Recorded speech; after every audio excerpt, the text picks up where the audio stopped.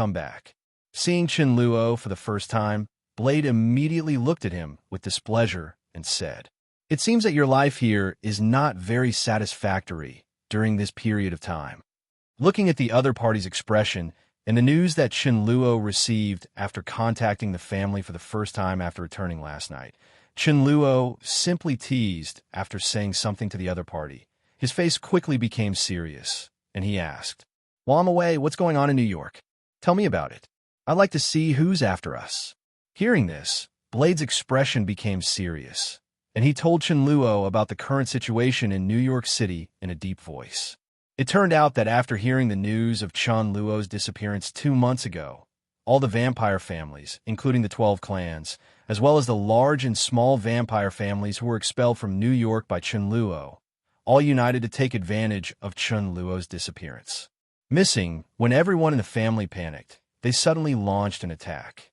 Due to the suddenness of the incident, everyone had no time to react, and the many industries controlled by the family changed hands in an instant. Even the elite blood clan fighters, who are members of the family and whose strength is far superior to that of ordinary vampires, were also involved in the surprise attack here. Lost hundreds of people. You must know that Chunluo's selection criteria have always been very strict. Even up to now, there are only about 1,000 vampires who can meet the conditions of the Chunluo family, and now they have lost about 1/10 of them after battle. Undoubtedly made Blade furious. Therefore, Blade, full of anger, led hundreds of elite teams and suddenly launched an attack on the opponent. After killing hundreds of vampires by relying on strong personal force, the coalition finally realized how powerful he was and chose to retreat one after another. But this is not over yet. Although their own forces have retreated, who stipulates that they cannot ask for foreign aid. As a war between vampires, even if they want to invite other foreign aid, they must be vampires. In addition to the vampires in this country, there are two other vampire kingdoms in the world, one of which is the Moschino's Empire that was destroyed by the Northern Bear Kingdom not long ago, and the other is the European Vampire Council, led by the vampire forces, under the condition that Su Yi shared the power of the Chunluo family. Amelia, who was the leader of the current European vampire power at the time, and one of the three elders, also readily agreed to do so. As the most elite combat force under his command, the Deathwalker came to help out. As the most well-deserved elite of European vampires, there is no doubt that the strength of the Deathwalkers is 4.5. Whether it is fighting skills or firearms, they are absolutely top-notch. With all their strength, it is not difficult for them to fight 10 against 1. It was precisely because the opponent's combat power was so powerful that even though the number of Deathwalkers sent was only 50, they still brought huge amounts of trouble to the Chunluo family and caused the death of countless elite members of the family. In this short period of time, the number of casualties in the family has already exceeded half. If it continues like this, even if there is still Blade in charge here, facing the alliance of these forces, I am afraid that they will not be able to resist in the end, and can only end in destruction. After hearing such news, Chunluo's face darkened instantly, and a cold light flashed in his eyes. He lowered his head and thought for a moment, and soon, as if he thought of something, Chunluo suddenly had an idea. I probably figured it out already. Chunluo nodded slowly. A cold arc was drawn at the corner of his mouth, and the aura on his body became more and more threatening, giving people a heavy pressure. But now that I'm back, let me handle this matter. Hearing this, there was a smile on Blade's face, and he heaved a sigh of relief.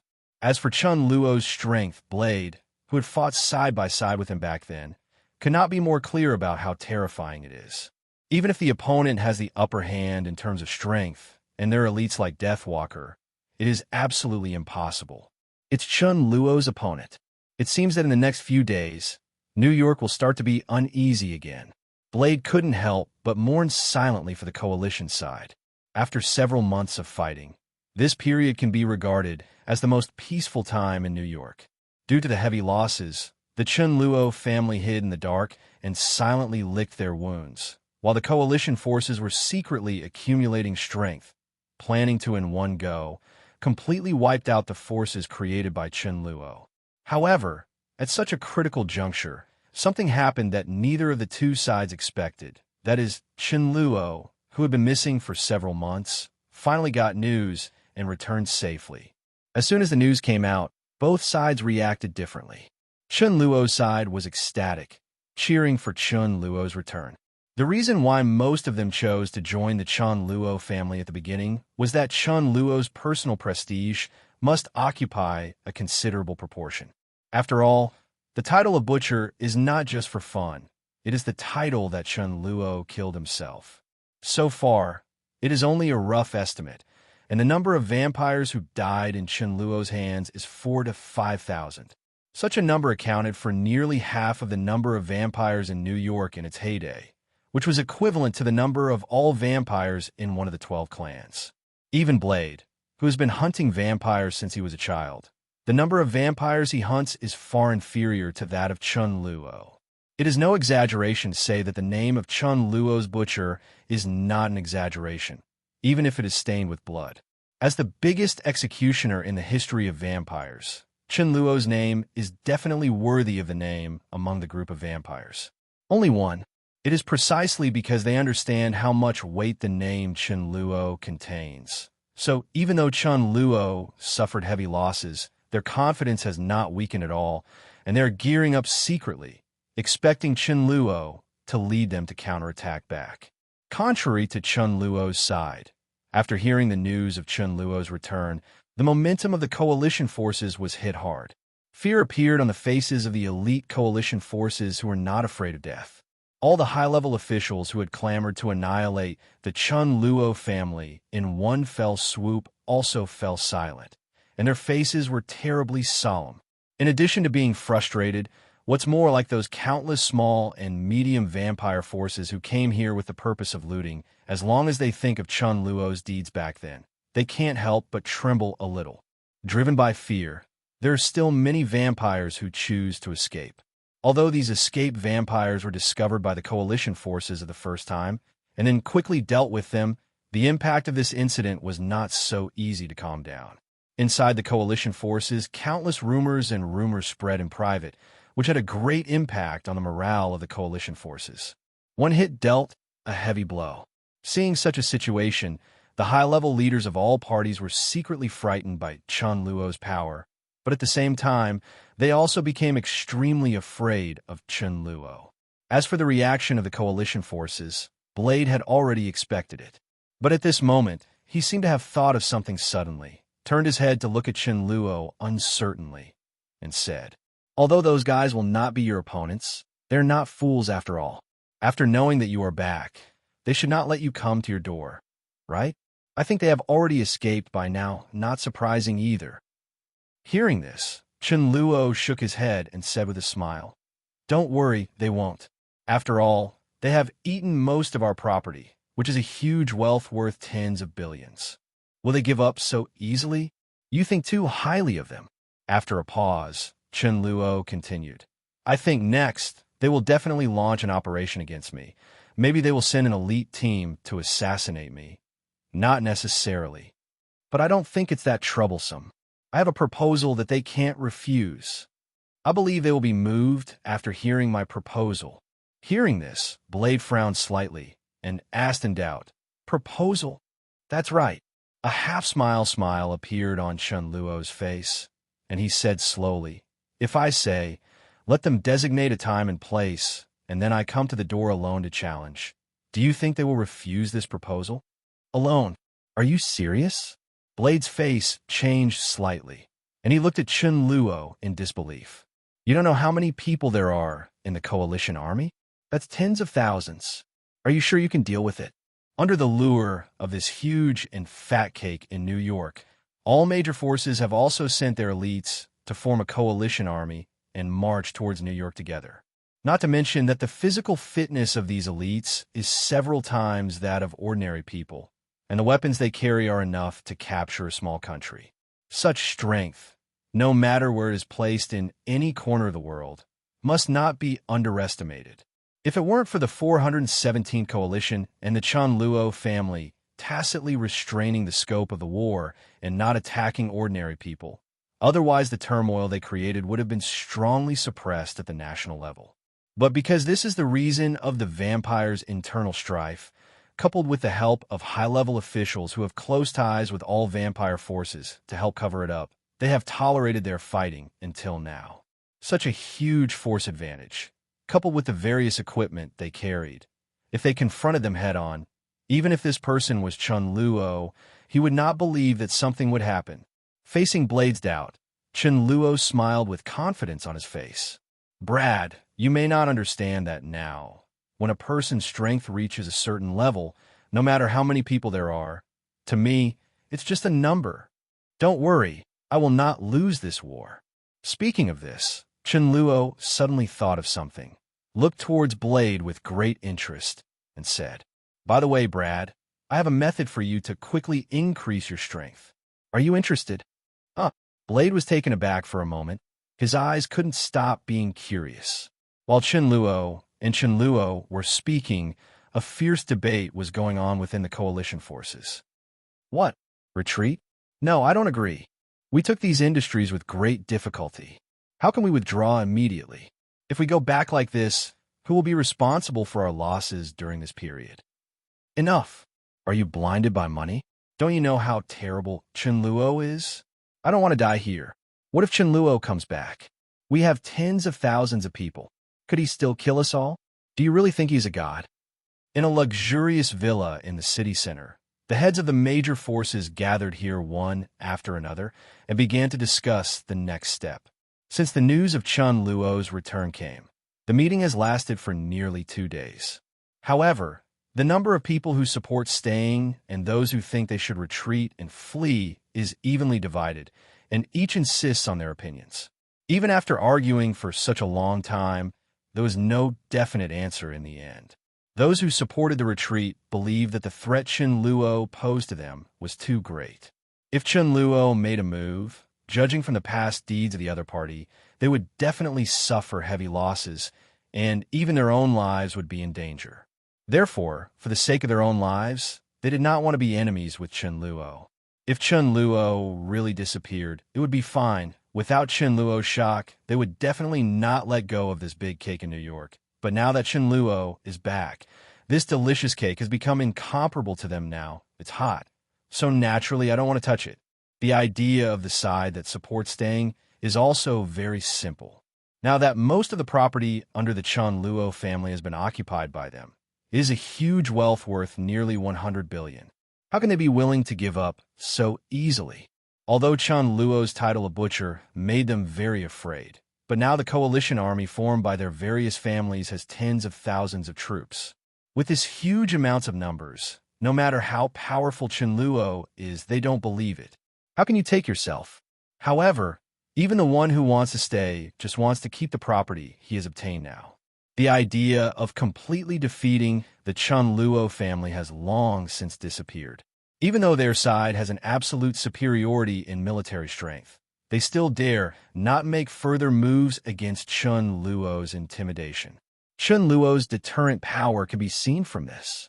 Just as the two sides were arguing, someone suddenly thought of something, turned his gaze to the side, and the representative of the European vampire force, who had not spoken from the beginning, Cleven, had a flash of light in his eyes, and said, "Since none of us can convince the other party, we might as well listen to what Craven has to say.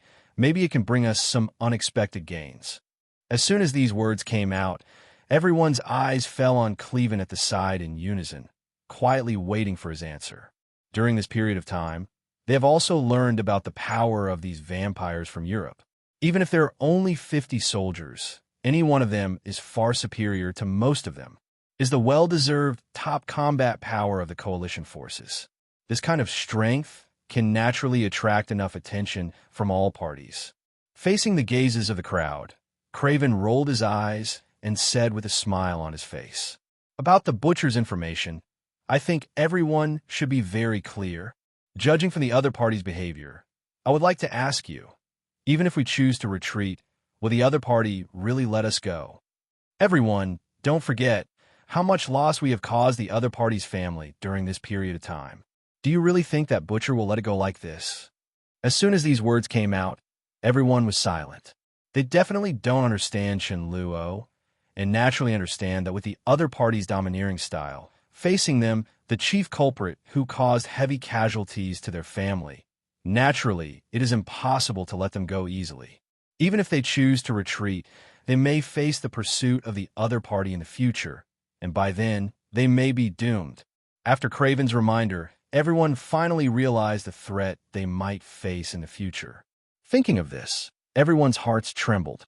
However, before Craven finished speaking, he continued, "Since everyone understands how dangerous the other party is, why don't we take advantage of our superiority and kill the other party in one fell swoop? If we can directly get rid of that butcher, then do we still have to worry about any danger we will face in the future? And if the other party is really eliminated by us, then the remaining property of the other party will also belong to us. In this New York, no one will be able to threaten us anymore. If we choose to retreat today and wait for the coalition forces to disband at that time, then the other party will come to our door again. Then I don't need to say more about what will happen to you all." After some analysis by Cleven, everyone finally realized suddenly and reacted one after another. "Looks like that butcher, we have to get rid of it. That's right. It wouldn't be a good thing for us to keep him alive. Then what are you waiting for? Let's fight the opponent directly. With our current strength, as long as we are willing to pay enough, we will definitely be able to completely defeat the opponent. No matter what price you pay, you must get rid of Chunluo." Everyone's opinions instantly became unprecedentedly unanimous. Seeing this scene, Craven smiled even more, and a look of complacency flashed across the hall in his eyes. And just after everyone reached an agreement, the next moment, there was a knock on the door, and then A message from Chunluo spread to everyone's ears in an instant. After listening to what Chen Luo said, everyone was stunned, and then unstoppable anger rose in their hearts, and they laughed coldly and said, "It seems that this butcher really doesn't care about us. He wants to challenge us alone. Where did he get the courage? There is no limit to the number of people, and the location is not limited. What a brave man. Since he took the initiative to come to seek death, then we will fulfill him. I don't believe that he alone can fight against tens of thousands of us."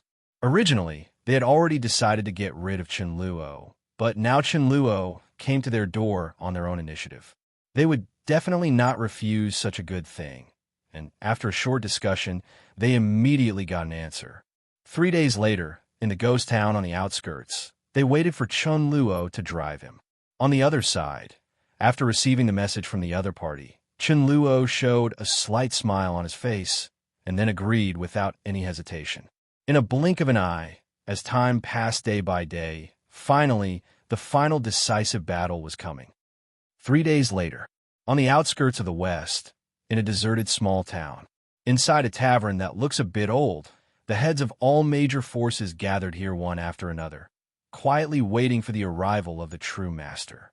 "Do you think the butcher will come?" someone asked, looking at the crowd with some uncertainty. "It should come.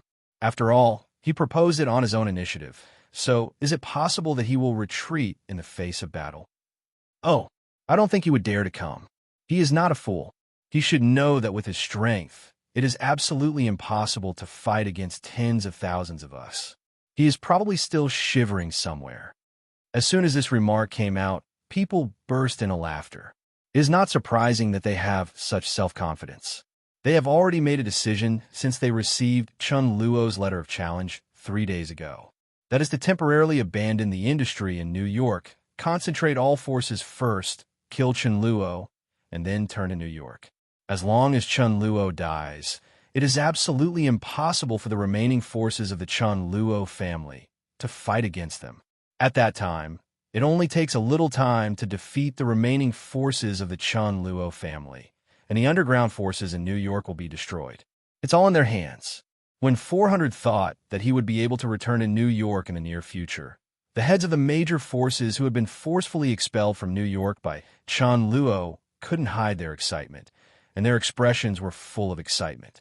At this time, someone suddenly thought of something and asked hesitantly, "Then what should we do if the other party doesn't come here as agreed?" Hearing this, the smiles on everyone's faces stagnated, and they all fell silent. However, before they could come up with anything, Craven on the side already had the answer in his heart. "Wouldn't that be better?" There was an inexplicable smile on his face, and he slowly said, "This duel was proposed by the butcher himself. If he doesn't abide by the agreement, as long as we spread the news go out, what do you think others will think of him?" Hearing this, everyone's eyes lit up, and they immediately reacted. If Chunluo sees that they are powerful and chooses to retreat, as long as the news spreads that he avoids fighting, then Chunluo's reputation will be greatly damaged. His reputation will also be greatly reduced, and his reputation in the family will also be affected. Huge impact, and may even have the risk of causing the family to fall apart. BJCF, it will be fine if he didn't initiate the duel this time. In this way, even if Chunluo chooses to retreat from others, he will express his understanding. After all, he has to face tens of thousands of people, and they're all vampires' elite fighters. Such a force is enough to conquer a small country. Is there any manpower that can compete? However, this duel was proposed by Chunluo himself, so if he chooses to avoid the battle, the concept is different from the former one. The Chunluo family, whose strength has been greatly weakened, is even worse. Coupled with the pressure from the outside allied forces, the family may be disbanded at any time. Thinking of this possibility, everyone couldn't help but smile knowingly. "I think that guy probably doesn't dare to come, but that's good too." Presumably, when today's news spreads, the outside world will have a new view of this butcher. I don't think there is anything to be afraid of this butcher. Even if he dares to come over, with so many of us, I don't believe he can still resist. While everyone was talking and laughing, suddenly, A slightly startled voice came from outside the door. "It's not good, leaders, that butcher. He's here." Hearing this, everyone's expressions changed instantly, and they couldn't help being a little surprised in their eyes. "I didn't expect this butcher to dare to come here. He really has courage. Oomph. Since he came to seek death by himself, don't blame us. Everyone, let us send this butcher one last time." With that said, everyone got up together and walked toward the entrance of the town. Not long after, when everyone came to the entrance, Chen Luo's figure not far from the entrance gradually appeared. Looking at the people standing at the entrance, Chen Luo stopped slowly and said calmly, "Here I come. So, are you ready to hit the road?" Hearing this, everyone laughed angrily. "Interesting. Since you're not afraid of death, then go ahead. I want to see how you beat all of us. I didn't expect you to come here alone. I have to say, you are very brave. Then, as a reward for your courage, we will give you a happy death." After all, everyone immediately planned to do it. However, at this moment, Craven suddenly reached out and interrupted them. Staring at Chunluo in front of him without blinking, Craven's eyes flashed, and he said with interest, "Everyone, don't rush to do it. I have been famous for the name of this butcher for a long time. It's hard to see each other today, so please let me try it first. I'd like to see how this butcher will perform compared to the Death Walker." Cleven was very aware of Chunluo's name, even in Europe, but like most people who had never seen Chunluo's strength with his own eyes, he still had some doubts about Chunluo's rumored deeds. As the top combat force under the European Vampire Council, Deathwalker is the strongest except for the three elders. In addition to having several times the physical fitness of ordinary vampires, he has also reached the level of proficiency in fighting and firearms. Such an elite force was formed by the Council at a huge amount of cost. For hundreds of years, the total number of Deathwalkers was only about 300 people, but only relying on the number of about 300 people, the Council has ruled the vampire forces in Europe for 800 years, which shows its strength. Now, in order to take a share of the city of New York, Craven has the right to mobilize 50 Deathwalkers to New York with the consent of Amelia, one of the three elders. Although the number of people is small, relying on the powerful combat power of the Deathwalkers, Cleven can be said to have done his best in the battle with the Chunluo family. He has occupied about 1/10 of the property owned by the Chunluo family alone. This is a huge wealth worth tens of billions. Only 50 people can achieve such a result, which shows the strength of the Deathwalker. It is precisely because of his confidence in the strength of the Deathwalker that Craven has the confidence to confront Chunluo head-on. If, as he imagined, Chunluo was killed by the Deathwalker in this battle, then relying on the record of killing Chunluo, how much benefit can be gained from it is even more unknown. Thinking of this, Cleven couldn't help but get even hotter. After hearing what Craven said, the heads of the other major forces looked at each other. An inexplicable gleam flashed in their eyes, and then nodded tacitly, agreeing. "Since you have such confidence, Craven, it seems that we have no reason to refuse." "That's right. We all know the strength of the Deathwalkers. Each of them is a well-deserved top level. I believe that if it is them, they will definitely be able to win." "Then it's up to you." "That's definitely." Facing everyone's flattery, Cleven nodded definitely and said to himself, "Don't worry, leave it to me. I believe that with the strength of the Deathwalker, even if the opponent is a legendary butcher, he can definitely win." After finishing speaking, Craven turned his head and looked behind him. Behind him, 50 Deathwalkers stood one by one. They were lined up in several rows, wearing black leather windbreakers. Their bodies were vigorous, and their expressions were very solemn, like dozens of quiet statues. Go, and take his head off for me, and prove to me your history." Craven's deep voice sounded. Hearing this, all the Deathwalkers behind him walked towards Chunluo without saying a word. Looking forward closely, Craven's face was full of smiles, and his expression was relaxed, obviously having absolute confidence in the strength of the Deathwalker. It is no wonder that he has such self-confidence. After all, in his long life, the strongest people he has come into contact with are the level of the three elders, But no matter how strong the three elders are, in his opinion, there may be more than 50 Death Walkers joining forces. And if the three elders are like this, Chunluo, naturally needless to say. Even though he has heard about Chunluo's various deeds before, these deeds seem to him like a fantasy. He can accept 1 against 10, or even 1 against 100, but 1 against 1,000? This is, in any case, it is unacceptable. In his opinion, no matter how strong Chen Luo is, he should be limited in strength and will not exceed the level of the three elders at most. Therefore, he believes that the opponent will never be able to kill a Death Walker who can successfully besiege at the elder level. There is no chance of winning. As for the thoughts in Cleven's mind at the moment, the other people around him also had some guesses. Although everyone's faces were very calm, they all sneered and sneered at it. After all, they had personally experienced Chen Luo's record at the beginning. Such strength is absolutely inhuman level. No matter how strong the Death Walker is, if he faces that fierce god, he may not be able to escape death. Although they had already anticipated the fate of the Death Walkers in their hearts, they did not open their mouths to remind each other of their thoughts. On the contrary, at this moment, everyone was watching the front with the idea of watching a good show, quietly waiting for the final result.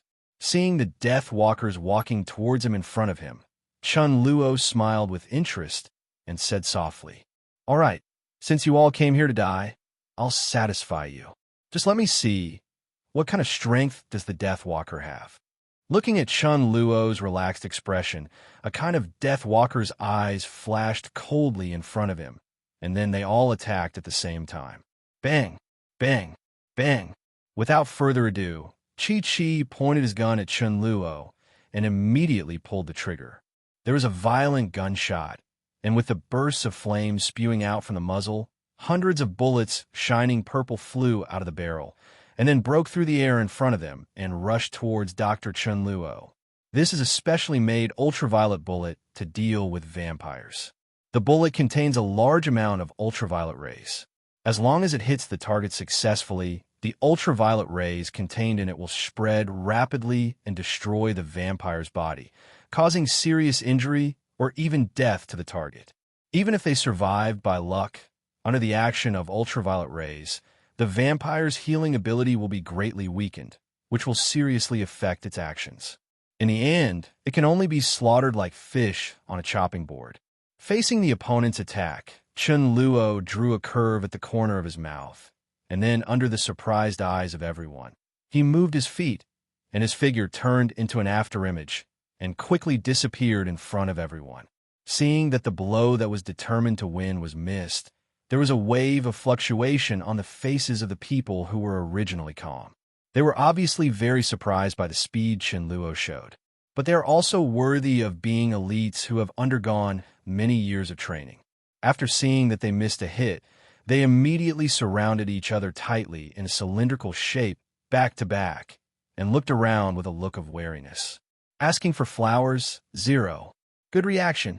Chunluo's voice suddenly sounded in the air.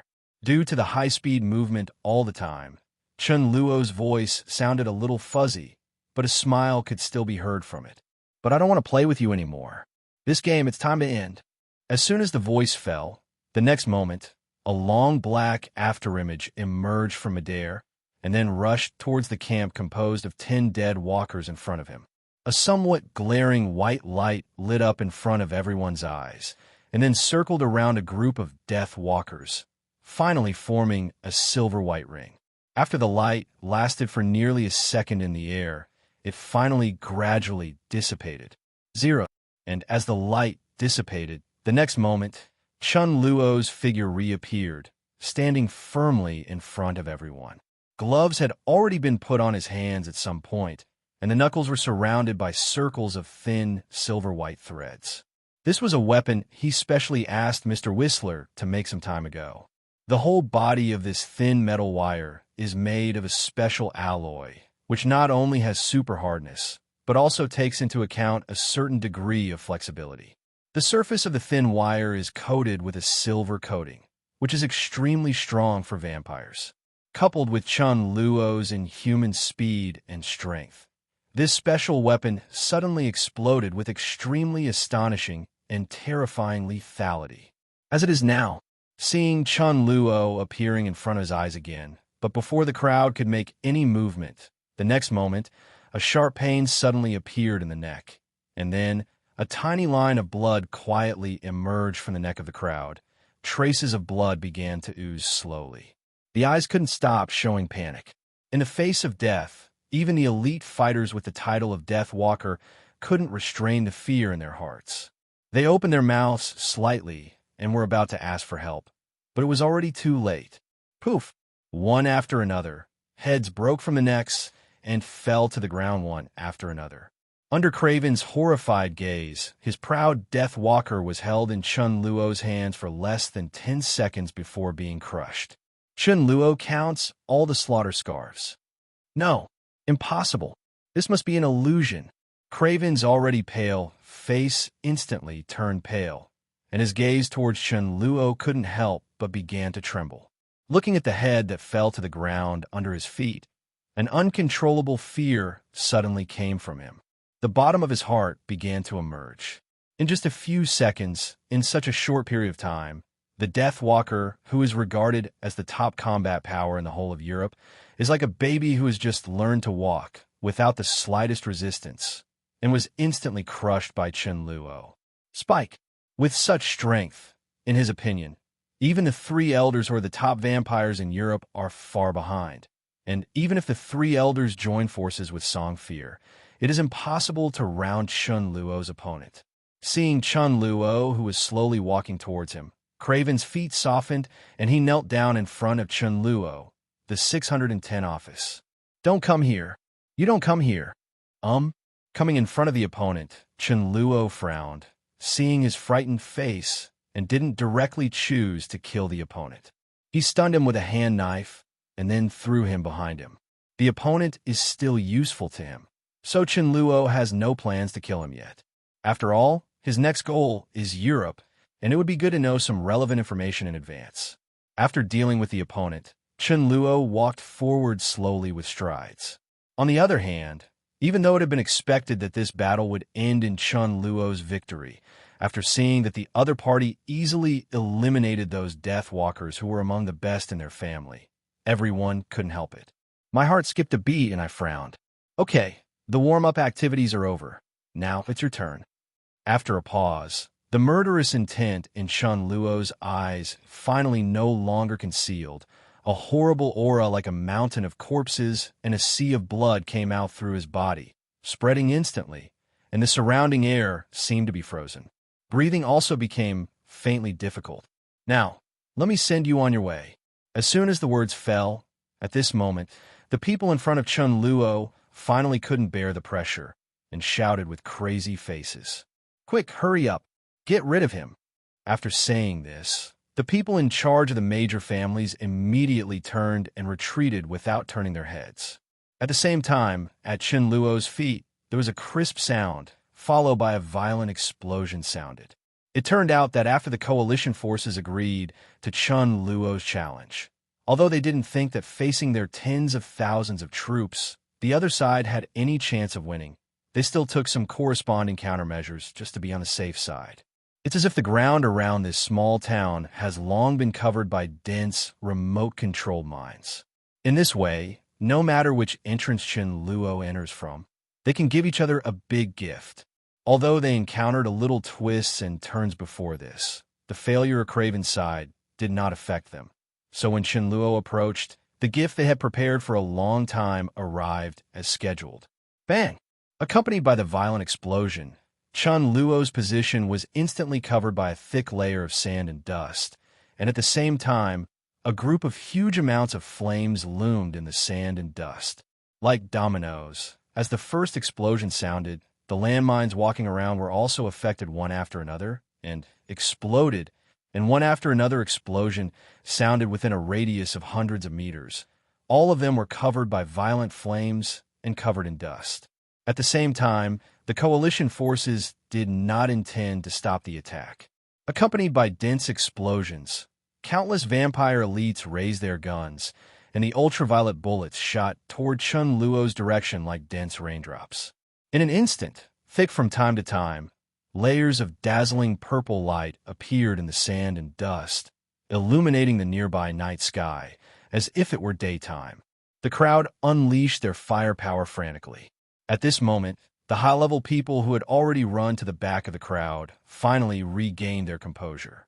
Looking at the scene in the distance, they couldn't help but sneer and say, "Look, in the face of this great gift from us, can that Chunluo survive? Oomph. Then you think too highly of him." One person said with disdain, "So what if he is fast? I don't believe that he can survive such a large-scale explosion unscathed. Even if it's impossible to do it, even if your body is made of steel, even if he can escape the dense explosion, how can he escape the ultraviolet bullets behind? Even if only a small part can hit, with the lethality of ultraviolet rays on vampires, I don't believe what will happen to him, nor." That's right. At this time, another person also echoed, "From beginning to end, Blade is the only one who can be immune to sunlight. Unless Chunluo is also a Daywalker, there is absolutely no way he will be immune." Only a few people knew of Chunluo's experience in the North Bear before, and they have all joined Shinluo's command now. So, it is even more impossible to pass on the news that Chunluo is also immune to sunlight. So, these people have not been clear until now. This so-called ultraviolet bullet is useless to him.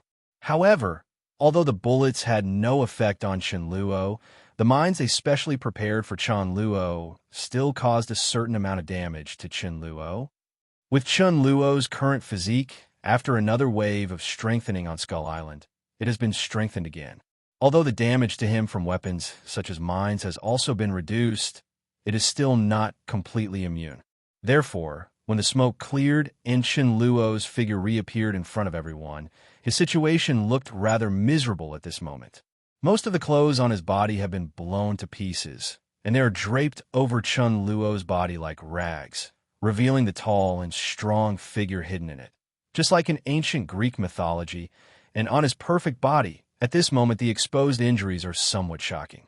One arm hangs down weakly at 5.4. A large piece of flesh and blood has been lost in the palm and forearm, exposing thick white bones, and in his waist, back, and 2 feet that stepped on the ground, most of the flesh and blood have dissipated, and the skin, it was scorched black by the explosion just now, and it looked extremely miserable.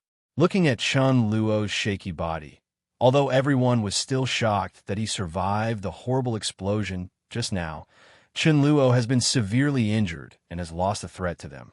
Therefore, everyone's originally tense hearts finally gradually relaxed. However, before they could relax for a long time, the next moment, when everyone saw Chunluo's abnormal state at the moment, their pupils constricted instantly, their bodies froze, and their faces were full of disbelief. How is this possible? Under everyone's shocking gaze, Chunluo's seemingly serious injury was recovering at a speed visible to the naked eye. Numerous granulation sprouts emerged from the wound, intertwined rapidly, and then formed a brand new muscle tissue, covering the bones in the body again. As Chunluo moved forward step by step, within less than 10 steps, his scarred body had already healed again. The miserable appearance before had disappeared without a trace. Looking at Chunluo's perfect body, which was as if cut by a knife, everyone present was overwhelmed by huge amounts of fear. Even if he suffered an injury that would be fatal to an ordinary person, for Chunluo, who possesses super speed regeneration ability, this injury is completely insignificant, and it only took a few seconds. It was completely restored to its original state, and there was no trace of it anymore. It's a monster! Looking at the unimaginable scene in front of them, everyone present couldn't believe it. Seeing Chunluo walking towards them step by step, everyone couldn't stop the fear in their hearts and kept stepping back. And far behind the crowd, the top leaders of the major forces also saw the abnormality happening to Chunluo at this moment, and seeing that such a serious injury did not affect Chunluo at all, they did not panic as soon as they expressed their hearts. This monster! Doesn't such an attack have any effect on him? Someone said with an extremely ugly face. I used to wonder where did he get his self-confidence, thinking that he could challenge all of us with his own strength. But now it seems that this butcher really has his own support. Someone shook his head and sighed. What are you talking about now? If you don't stop him at his speed, it will be difficult for us to leave today. As soon as these words came out, everyone who was at a loss immediately woke up. When they came back to their senses, a sharp light flashed in their eyes, and they gritted their teeth and said ruthlessly, "Since this is the case, then use that to solve him. I don't believe that if her body is blown to pieces, he can still recover." Speaking of this, everyone immediately ordered to take out another big gift they had prepared for Chen Luo and attack him. This is another layer of protection prepared by everyone to deal with Chen Luo. Individual bazooka. This is a terrifying weapon that can easily penetrate armored vehicles and even tanks. Compared with the original mines, its lethality is several grades stronger. If it is hit by such a weapon, then even if Chen Luo can rely on his own ability to survive, but he couldn't escape a serious injury. Moreover, they have prepared more than one such weapon. The troops equipped with individual bazookas have 100 of them. If hundreds of shells are fired at Chen Luo's side at once, then even if his super speed regeneration tough, Chunluo has no confidence to recover. Although there is the ability of the source of blood, which can be called a life-saving magic skill. As long as the source blood clan exists in the world, he can reappear in this world, but how long this process will last, he has no idea. Therefore, Chunluo has no plans to try it. Just as the opponent sent troops equipped with individual rocket launchers to advance here. At the same time, the rest of the people also received orders to restrict Chunluo's actions at all costs, in order to ensure that the artillery shells can accurately hit the opponent. The others also understood that at Chunluo's speed, if there was no restriction, no matter how powerful the rockets were, they would not be able to cause any harm at Chunluo if they failed to hit. And once Chunluo is allowed to charge in a crowd, no one will be able to stop him at that time. Thinking of this, everyone forcibly suppressed the fear in their hearts. Blood gradually appeared in their eyes, raised the guns in their hands, roared and pulled the trigger. "Go to hell, you bloody monster! Hurry up and shoot. Never let this monster come over." The next moment, dense gunshots sounded and countless bullets shot towards Chunluo's direction, trying to block the opponent's progress. In just an instant, Chunluo was covered by dense bullets, and the special bullets wrapped in ultraviolet rays hit his body directly. As the shells burst, Chunji was instantly enveloped in a dazzling purple halo. However, when everyone was dumbfounded, this kind of attack had no effect on Chunluo. Under the action of the steel body, the impact force brought by the bullet was like a breeze blowing on the face, which could not make Chunluo's footsteps any less. There was a pause, and the ultraviolet rays, which are enough to cause great damage to vampires, are not a problem for Chunluo, who has already eliminated all the weaknesses of vampires. Therefore, even in the face of a hail of bullets, Chunluo was not affected at all and slowly approached the crowd in front of him 10 steps at a time. Looking at Chunluo, who seemed to be fine, the murderous intent in everyone's eyes dissipated quickly, and the fear in his heart regained the upper hand. His body began to tremble slightly, and his movements gradually became stiff. How is this possible? This guy's immune to the effects of ultraviolet light. This monster, is he a Daywalker too? And what's the matter with his body? Bullets can't do any harm to him. Could it be that his body is made of steel? Behind the crowd, a group of senior executives looked at each other with fear in their eyes. With their eyesight, 043 can naturally see that the current situation has gradually changed in a direction that is unfavorable to them. But this is completely beyond everyone's expectations. But this can't be blamed on them. After all, they didn't know before that what they were about to face was such a monster. Not only did they have an indestructible body, but they also had extremely terrifying resilience. What's even more exaggerated was that the opponent was a Daywalker. Such an existence is completely beyond their comprehension. Since they couldn't stop the opponent's actions, whether the special force they had prepared could still play its due role, everyone had an answer to this point. Although they didn't want to believe it, They were more afraid of losing their own lives than of failure. So while ordering to stop Chen Luo desperately, the 10 high-ranking people all chose to retreat slowly. At the same time, Chen Luo seemed to have finally had enough of playing. The crazy murderous intent surged in his eyes, and the terrifying momentum, like a mountain of corpses and a sea of blood, came out through his body, instantly covering everyone in front of him. Immediately afterwards, with the movement of Chen Luo's feet, the speed was already at full speed. At his terrifying speed beyond the speed of sound, Chen Luo rushed into the crowd in less than a blink of an eye, and threw the butcher's knife at the crowd in front of him without any hesitation. In an instant, endless blood bloomed in the crowd. Following a thin, silver-white line across, hundreds of figures at the front of the crowd froze suddenly. Under the horrified gaze of countless people behind, a trace of blood appeared on the necks of these people, and then their heads fell instantly.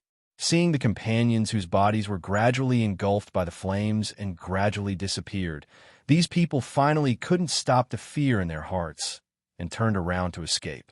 With the actions of these people, the originally dense firepower instantly became much sparser.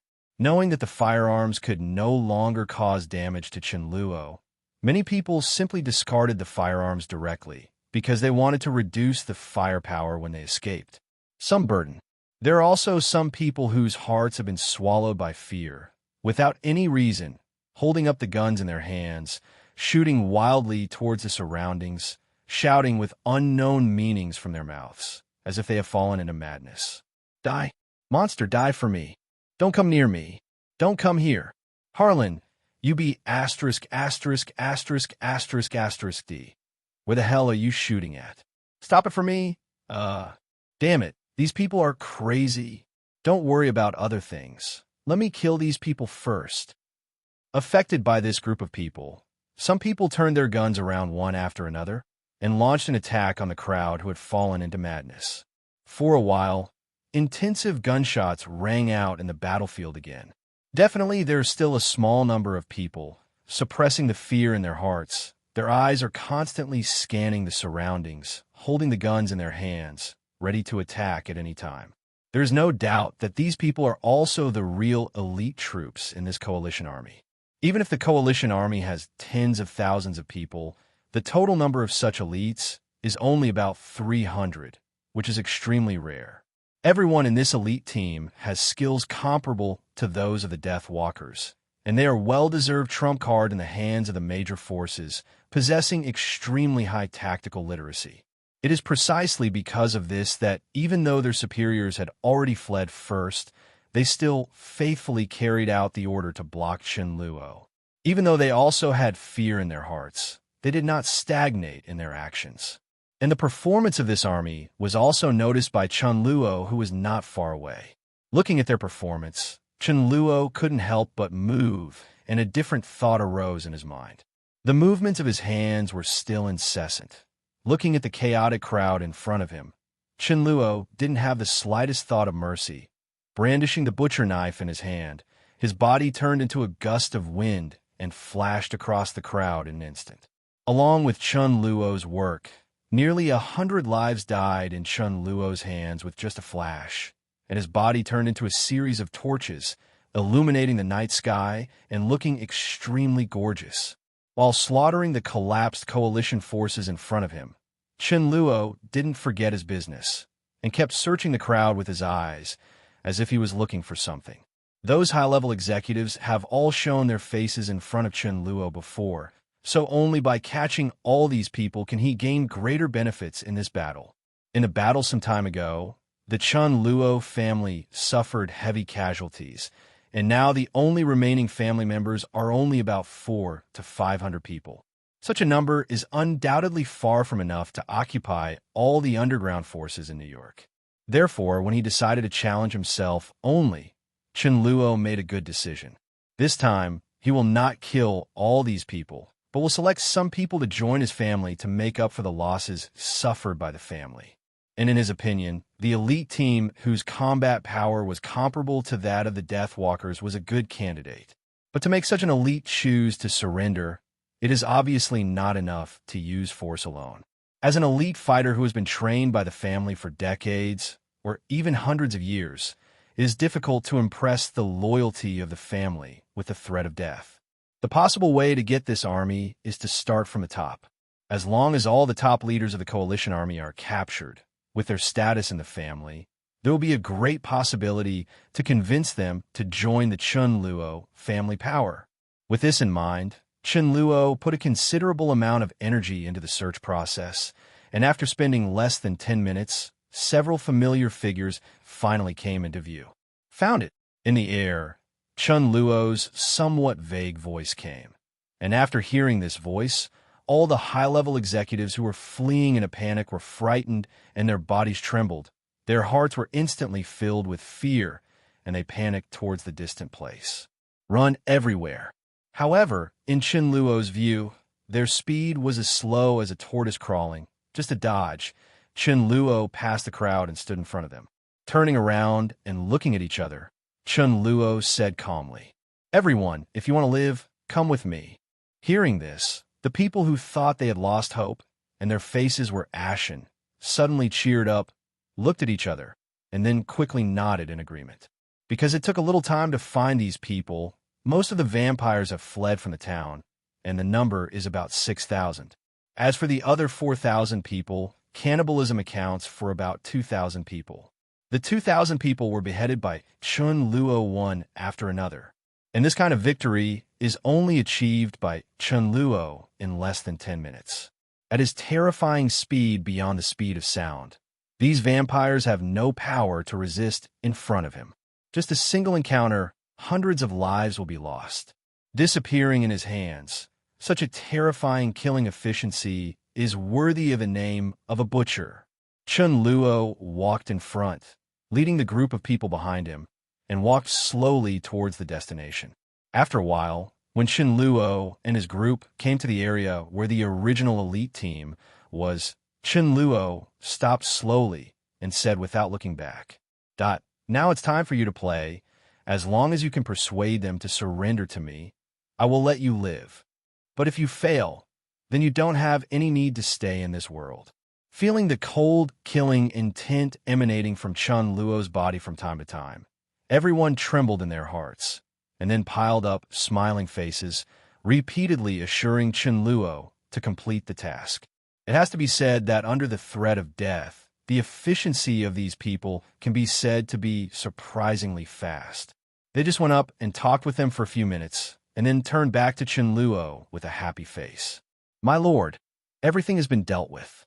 Starting today, these people will be loyal to you."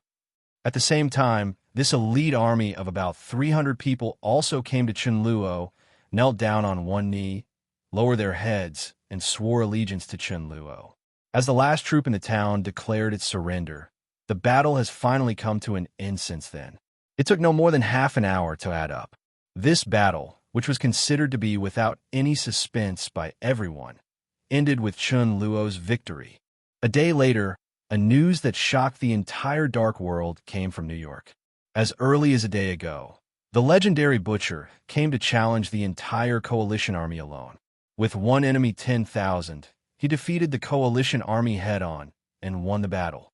As for the source of the news, there is no need to doubt it, because this news came from the mouths of the vampire coalition soldiers who escaped from the town, so there is no need to doubt its credibility. As soon as this news came out, the entire dark world suddenly boiled, and countless people's faces were full of disbelief. When Chen Luo announced that he would challenge tens of thousands of coalition forces by himself, it can be said that almost everyone did not have any expectations for him, and many people even sneered secretly in their hearts, thinking that Chen Luo was too much. Such a decision is due to arrogance. Therefore, although this battle has not yet started, the balance in everyone's hearts has already tilted, thinking that Chen Luo is likely to fall in this battle. Not only them, but even the members of the Chunluo family are faintly desperate for this battle, especially Blade and Nisha, who are constantly dissuading Chen Luo from giving up this idea, which shows that everyone is concerned about Chen Luo's decision. How unfavorable is 54? However, when the battle was over and the final result was spread, everyone was speechless. While shocked in their hearts, many still couldn't believe it. After all, this is a confrontation with tens of thousands of people with one's own strength. And those tens of thousands of people are all well-trained, with several times the physical fitness of ordinary people, and a vampire coalition with a lot of firepower in their hands. This kind of force is enough to conquer a small country. But even so, facing the butcher Chen Luo, they still have no resistance at all. Seeing such a result, everyone refreshed their perception of Chen Luo's strength one after another. This kind of strength has made countless people terrified. I paid some attention, but Chen Luo had no time to take care of them. After subduing the most elite unit of the coalition army, Chen Luo also let go of the high-level coalition army as agreed, and then returned to New York with the 10 newly recruited subordinates. On the way back, Chen Luo was also surprised to find that he was left behind at random before. Although the Craven from the European vampire force was injured by a landmine, he still did not die. Chen Luo was very pleased with this. They caught him and brought him back together. After spending the day returning to base camp in New York, Chen Luo didn't have the slightest hesitation and immediately summoned everyone to launch a reaction against the territory previously occupied by the coalition forces. Now that the coalition forces have been defeated by Chen Luo, after the thousands of coalition forces fled the town, only a small number of them returned to New York, and everyone else ran towards the family's headquarters. As for the industries that took several months to occupy in New York after the previous battle, they already understood that those industries no longer belonged to them. I'm afraid it's Chen Luo's ruthless slaughter. Therefore, when there are only 2 or 3 big cats and kittens in New York, the Chen Luo family has successfully regained the property that Mr. Yuan left. After recapturing these properties, Chen Luo still did not stop, stepping out of New York for the first time and heading towards other cities. The meaning of Chen Luo's actions is self-evident. Obviously, after this coalition incident, he did not intend to endure it and planned to liquidate the other families involved in this incident. It took only a week for Chen Luo to arrive at the base camp of one of the 12 clans. Under Chen Luo's invincible power, the other party was powerless to resist. Thousands of clansmen were killed by Chen Luo, leaving only half of them less than. If it wasn't for the fact that the current head of the family, BJDH, decided to surrender and join the Chen Luo family, I'm afraid they would not be able to escape the fate of destruction. After learning what Chen Luo had done during this period of time, the other major forces were even more terrified, and they were even more worried about Chen Luo's next actions, for fear that the other party would appear in front of their house in the next moment and kill them. Kill them all. Under such worries, the major families decided to contact Chen Luo after discussing secretly, offering compensation, hoping to get Chen Luo's forgiveness. In order to get Chen Luo to agree to a truce, they also paid a huge price this time, giving Chen Luo about 1/3 of their respective properties as compensation. You must know that this is the wealth that these families have accumulated for hundreds of years. Even if it is only 1/3, it is quite a terrifying figure. The combined value of large and small properties is 5 times that of Chen Luo's current property. Huge, if converted into money. It is a huge wealth of nearly 500 billion. Facing such a number, even Chen Luo couldn't help being tempted. After thinking for a while, Chen Luo finally agreed to the other party's request. In fact, according to Chen Luo's original plan, no matter what kind of compensation they make, if they dare to offend him, then there must be no reason to let the other party go. Only blood can vent his anger.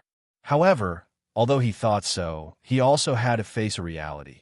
That is, their family's manpower is seriously insufficient now, even after supplementing thousands of people from one of the 12 clans. Today, the Chen Luo family has less than 3,000 members in total. With such a number, even the original Frost family would exceed this number, not to mention that at the moment is in his hands, but he has properties in 2 major cities. There are only about 3,000 vampires guarding an astonishing number of industries, which is undoubtedly a drop in the bucket. In addition, with the acquisition of another city, there are still many problems waiting for him to deal with. If he continues to attack other forces, Even if he succeeds in destroying them and occupying the other party's property, he will not have enough strength to take care of them.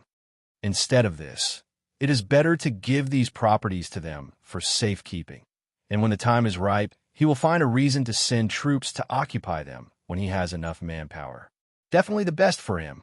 Thinking of this, Chen Luo finally nodded in agreement with the request from the major forces.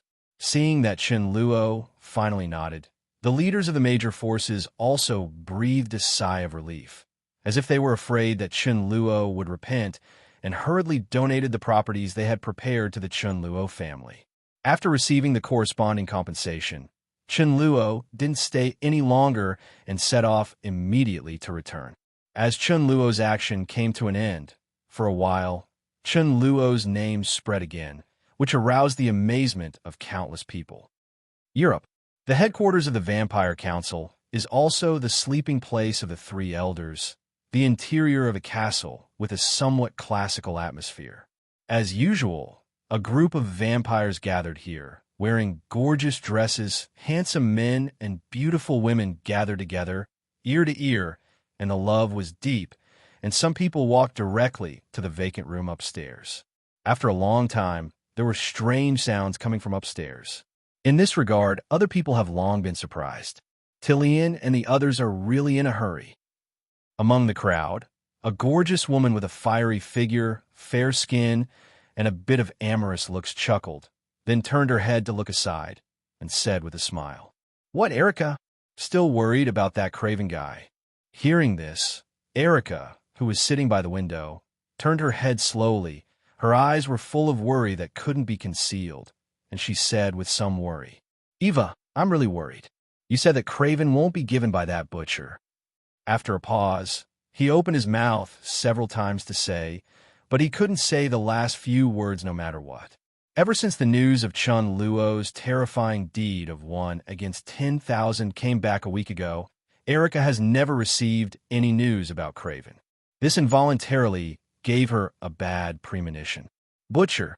Hearing this name, Eva's eyes flashed in inexplicable light, and then she calmed down quickly and comforted with a smile. "Don't worry, I have made a special divination before. Craven the guy's life is not in danger. I think he should be back soon." "Really?" Hearing this, the worry in Erica's eyes disappeared, and her heart that had been tightly suspended finally relaxed, and a smile finally appeared on her face. "Since it's your prophecy, Eva, nothing will happen to Craven." Listening to her words, it is obvious that she trusts Eva's divination, and just after she finished saying this, she seemed to think of something suddenly. A trace of fear appeared on her face, and she said, "Eva, you should have heard about the butcher, right? Do you think he will? Will he come to Europe to seek revenge on us? If he does come here, can we stop him?" As soon as this remark came out, it immediately attracted the attention of everyone present. Thinking back to the waves caused by Chunluo's reappearance recently, and the series of shocking achievements of the other party, the atmosphere in the room became stagnant in an instant. "Stand up. If that's the case, then it's hard to say."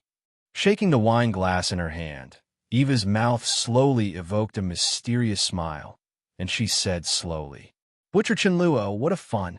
Recalling the result of divination on this legendary butcher on a whim before, Eva was not looking forward to it. America, in a dense rainforest in the north. A small village is located here, and somewhere in this village, in an inconspicuous house, a tall, thin, gray-haired old man in a black robe was sitting on a seat, listening to the news Raven brought today. "Butcher, is that Chen Luo? He can be regarded as a real strong man. It's just a pity that he is not one of us. Eric, although he is not a mutant, that butcher is not human either. I think there should be a possibility of cooperation between us and him. And if we have him in our plan, the probability of success will be greatly improved." Mystique Raven's eyes flashed, and he spoke slowly. "Oh, Raven, is that why you like him so much?" Eric raised his head slightly, with a hint of curiosity flashing across his face. "Yes." Hearing this, Raven looked at him seriously and nodded solemnly. After hearing the news that Chunluo was going to challenge the entire vampire coalition with one enemy 10,000, Raven also became very curious about it. With the idea of taking a look, she even used her mutant ability to incarnate the coalition. One of them took part in the battle. And in that battle, she finally saw the strength of the legendary butcher. And after seeing Chunluo's true strength, to be honest, she was really shocked and full of heart. It was shocking. With a body made of steel, it was so fast that she had no time to react, coupled with the terrifying self-healing ability comparable to Sabretooth, and it didn't have the weakness that ordinary vampires have. As for flowers, zero. It is no exaggeration to say that in her eyes, Chunluo is a killing machine with no dead ends. Such terrifying strength, even in mutant brotherhood, exists only under Magneto, Eric. A strong man of this strength, with her strength, is completely unable to compete with it. If she hadn't seen the opportunity and used ability to escape early, Chen Luo, who was massacred indiscriminately, would have unintentionally decapitated her.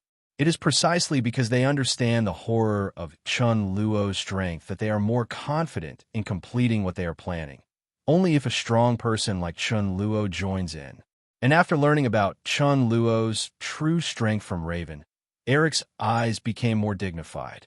After a moment of silence, he finally nodded slowly and said, "Zero. Then give a try. Raven, I will leave this matter to you." "Don't worry." Raven nodded, then turned and left immediately. Meanwhile, New York's Edgewood Grand Penthouse. In the luxurious, huge amount of apartment, Chen Luo stood beside the swimming pool outside the apartment, looking up into the distance. After a moment of silence, he turned around slowly and saw that his body was trembling uncontrollably when he was escorted by his subordinates. Behind him, Craven smiled slightly, waved his hand, and said, "Go down first. I have something to do. I want to talk to Mr. Craven alone." Exclamation point. After hearing this, the two let go of their hands, leaving Craven here alone, and exited the room one after another. Craven was trembling, keeping his head down all the time, not daring to look up at the other person at all, even though Chunluo didn't make any movements. But as long as he recalled the original scene, he couldn't help but be filled with fear. Looking at each other, Chunluo's calm voice sounded. "Mr. Craven, I think it's time for us to have a good chat. I have some questions here that I want to ask you to understand. If you can give me a satisfactory answer, I can assure you that you can get out of here safely." Hearing this, Craven seemed to grasp a glimmer of hope, suppressed his fear, and hurriedly nodded in agreement. A trembling voice sounded. "Willing to serve you, Master Chunluo." And Hello, everyone. As we wrap up this video, I want to share a quick note. I have a Patreon account. If you'd like to support me and enjoy on-demand audiobooks, you can become a Patreon member. Alternatively, you can check out my Google Drive link, which has 500+ novel audiobooks available through my Ko-fi or Patreon shop. I appreciate your support.